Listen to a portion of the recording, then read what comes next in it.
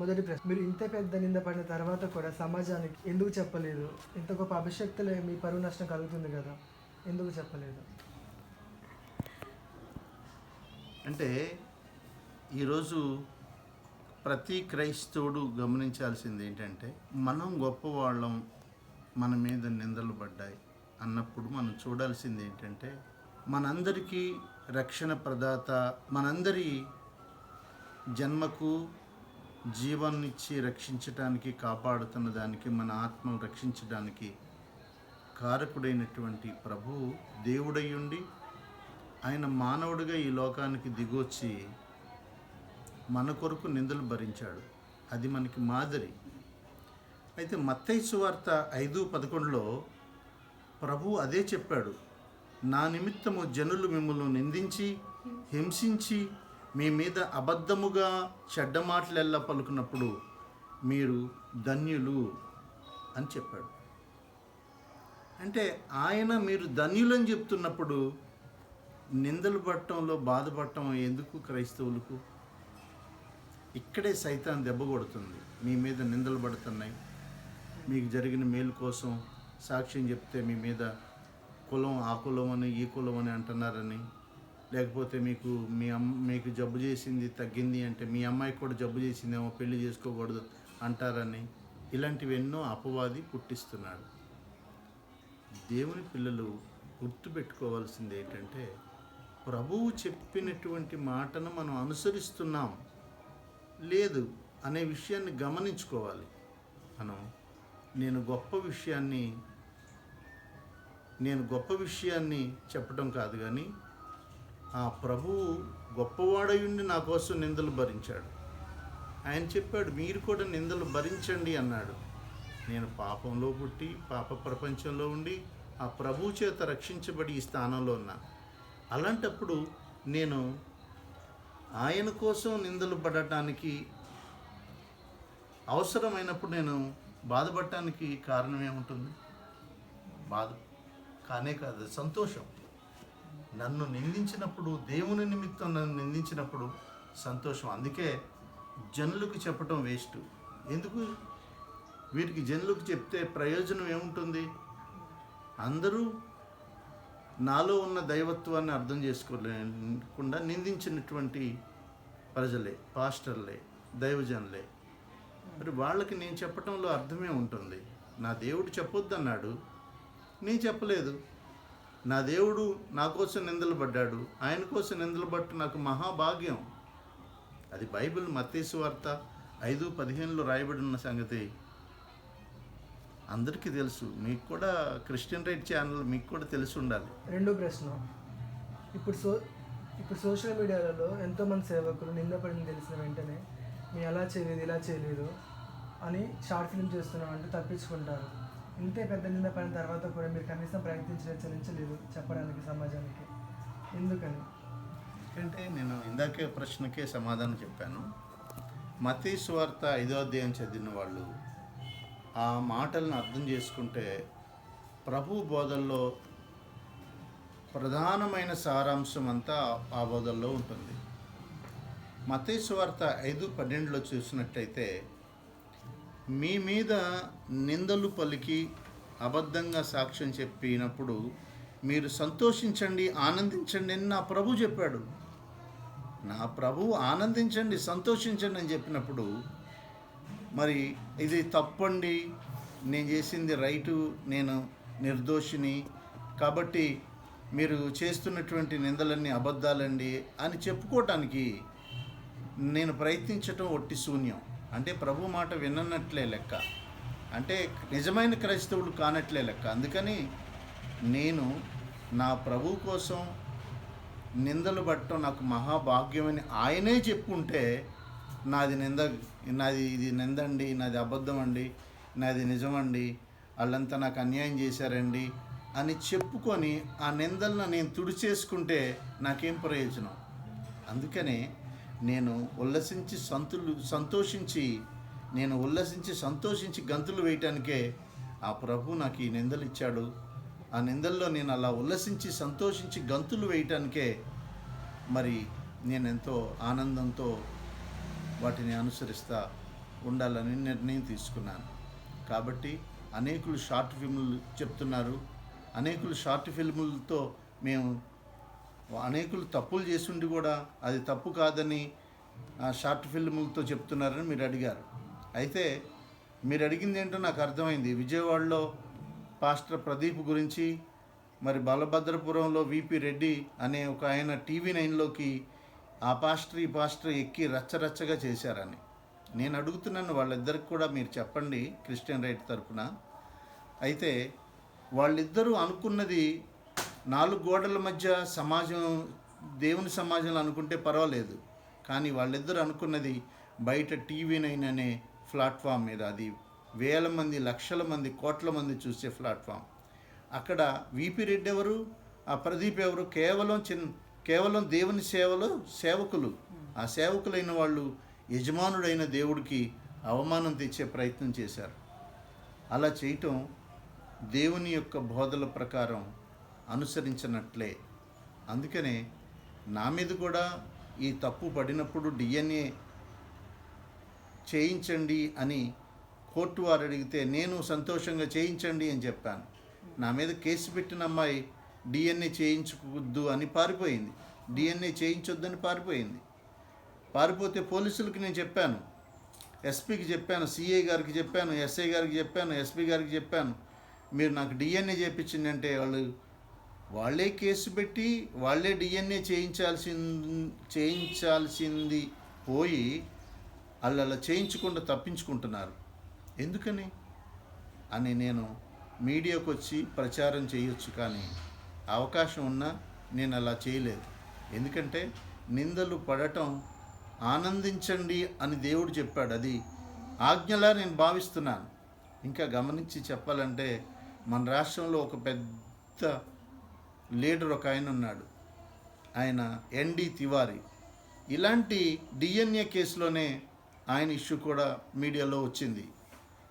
ఆయన ఆ మీడియాలో వచ్చినటువంటి DNA ఆర్డర్కి నేను DNA చేయించుకోవటానికి వీలు పడదు అన్నట్టుగా ఆయన వెనకాడినట్టుగా కథనాలు ఉన్నాయి. వాస్తవాలేంటో మీ అందరికీ తెలుసు, కథనాలు ఉన్నాయి. అయితే ఆయన లోక సంబంధమైన ఒక నాయకుడు కాబట్టి అలా చేశాడు. నేను దేవుని రాజ్యం కోసం ఈ నింద పడ్డాను కాబట్టి నేను DNA చేయించొద్దు అని పారిపోలేదు. DNA చెయ్యండి అని నేనే కోర్టులో పోలీసు వాళ్ళ మీద రిట్టేసి, నా మీద అబద్ధంగా కేసు పెట్టినటువంటి ఆ వ్యక్తి మీద రిట్టేసి కోర్టుకి ఆ విషయాలన్నీ నేను నిర్దోషిని, నా యొక్క రక్త నమూనాలు తీసి DNA చేయించండి, నిజాన్ని మీరు పరీక్షించండి అని చెప్పాను. అప్పుడు హైకోర్టు సీరియస్గా తీసుకొని DNA చేయించమని ఆర్డర్ వేసింది. ఆ ఆర్డర్లో నా నిజత్వం నిరూపణ అయ్యింది. ఎందుకు నేను భయపడాలి? ఎందుకు నేను పారిపోవాలి? నేను తప్పు చేయలేదని గొప్పగా జాలిని సంపాదించటానికి నా పోలీసు వారు ఇలా చేశారు అలా చేశారని ఆ మాటలు కూడా అవసరం లేదు. అందుకే నేను చెప్పలేదు. అందుకనే నేనేమంటున్నా అంటే, నా దేవుడు నా కోసం నిందబడ్డాడు, నేను నా దేవుడి కోసం నిందబడే భాగ్యం నాకు కలిగినందుకు నేను ఆనందిస్తున్నాను. 3వ ప్రశ్న, నిందను మోపి మీ మీద అబద్ధ సాక్ష్యం పడిన వ్యక్తి కనిపిస్తే మీరు ఏం చేస్తారు? దీనికి కూడా మత్తయి సువార్త 12వ వచనమే సమాధానం. నా ప్రభు నాకు రక్షకుడు. ఆయన మాటలు విని ఆయన ఆజ్ఞల ప్రకారం నా జీవితం కొనసాగించటమే నా ధ్యేయం. ఆయన ఏం చెప్పారంటే మత్తయి సువార్త 5:44లో నేను మీతో చెప్పున్నదేమనగా, మీరు పరలోకమందున్న మీ తండ్రికి కుమారులై ఉన్నట్లు మీ శత్రువులను ప్రేమించుడి, మిమ్మును హింసించు వారి కొరకు ప్రార్థన చేయడి అన్న మాట మత్తయి సువార్త 5:44లో రాయబడింది. అంటే దాని అర్థం ఏంటి? శత్రువుని శిక్షించండి, వాళ్ళని కక్ష పెట్టుకోండి అని చెప్పే మాట కాదు, అది చెప్పే మాటకు వ్యతిరేకం. అయితే ఆయన శత్రువును క్షమించండి అన్నాడు, మిమ్మల్ని హింసించు వారి కొరకు ప్రార్థన చేయండి అన్నాడు. అలా చేయటమే నా అవసరం, నా గమ్యం, విధేయత చూపటమే నా ఉద్దేశం. అలా విధేయత చూపటమే నాకు ఇచ్చినటువంటి ఆదేశం. కనుక ఆ ప్రభువు ఆదేశం మేరకు నేను వారి కొరకు ప్రార్థిస్తున్నా. మీకు విషయం చెప్పమంటారా? ఆవిడ మా మీద ఇంత పచ్చి నింద వేసింది. ఈ బీజేపీ ఆర్ఎస్ఎస్ సంబంధించినటువంటి చోటామోటా నాయకుల గురించి, నాయకుల నుంచి ప్రలోభపడి భయపడి అలా చేసింది అని మాకు తెలిసినా కూడా అందరూ ఆవిడింటికి వెళ్ళి ఆవిడని ఊరి పెద్దల్లో పెట్టి మాట్లాడి అడుగుదాం అని కొందరంటే, కొంతమంది ఆవిడ మీద దేవుడు ఉగ్రత చూపించాలని ప్రార్థన చేద్దాం అని అన్నారు. నేను చెప్పాను, మీరందరూ అలా చేయకండి. ఆవిడ చనిపోవాలని మీరు చేసే ప్రార్థనలు దేవుడికి ఇష్టం కావు. ఆవిడ బ్రతకాలి, బ్రతికి మారు మనసు పొందాలి, అది దేవునికి ఇష్టం అని చెప్పి మత్తయి సువార్త 5:44 ఇప్పుడు చదివిన వాక్యాన్ని చెప్పాను.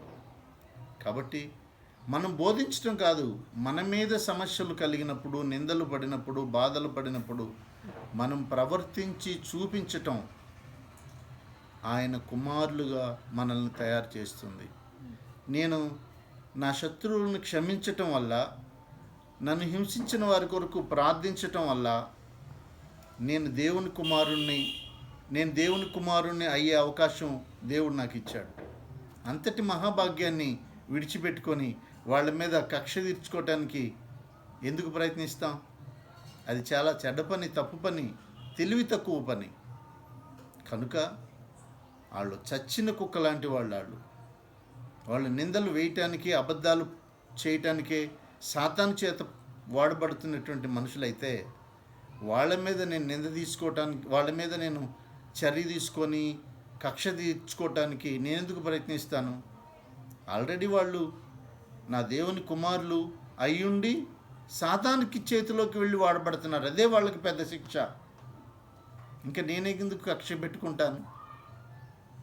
నేటి క్రైస్తవ ప్రపంచం కూడా అలా చేయకూడదు. నేను ఇంకా ప్రార్థన చేసి ఆవిడ బ్రతకాలి, దీర్ఘాయుష్మంతురాలు కావాలి. ఎందుకంటే ఈ DNA టెస్ట్లో నాది రైటు, ఆవిడది తప్పు అని తేలిన తర్వాత మరి చాలామంది ఆవిడ ఇంటికి వెళ్ళి కాల్ చేసే ప్రయత్నం చేశారట. నువ్వు ఆనంద్ పాల్ గారి మీద చర్చి లాక్కునే ప్రయత్నం అన్నా చెయ్యాలి, నువ్వు ఆ DNA టెస్ట్ రాంగ్ అని వచ్చేస్తే అంతటితో నువ్వెందుకు ఊరుకున్నావు, నువ్వు ఎలాగైనా మేము చెప్పినట్టు విని ఆ చర్చి లాక్కోవాలని ప్రయత్నం చేయాలని ఒత్తిడి చేసి నీ కొడుకుని చంపేస్తాం, నీ ఇల్లు కూడా తగలబెడతామని చెప్పారట. ఆవిడ నాకు ఫోన్ చేసి చెప్పింది. కానీ నేనేం చేయగలను? దానికి ప్రార్థన చేయటం తప్ప. జడ్జి గారు చెప్తారండి, జడ్జి గారికి మీరు చెప్పమ్మా, ఏదైనా కష్టం ఉంటే కేసులో ఉన్న తర్వాత నేనేం చేసేది లేదు అని చెప్పడం జరిగింది. ఆవిడ ఆ విషయాలు మరి రికార్డ్ రూపంలో యూట్యూబ్లో పెట్టడం మీ అందరికీ తెలియపరచాలని అప్పటి క్రిస్టియన్ రైట్ వాళ్ళు కూడా ప్రయత్నించడం జరిగింది. బహుశా అవి యూట్యూబ్లో దొరుకుతాయి అనుకుంటా.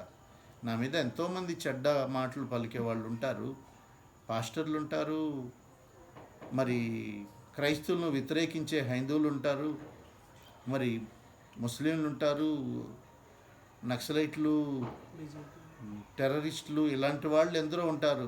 వాళ్ళే కాదు, సంఘాలలో విశ్వాసులు కూడా తెలిసి తెలియక వాళ్ళ పాస్టర్లు ప్రేరేపించిన దాని ప్రకారం చెప్పేటువంటి వాళ్ళు కూడా ఉంటారు.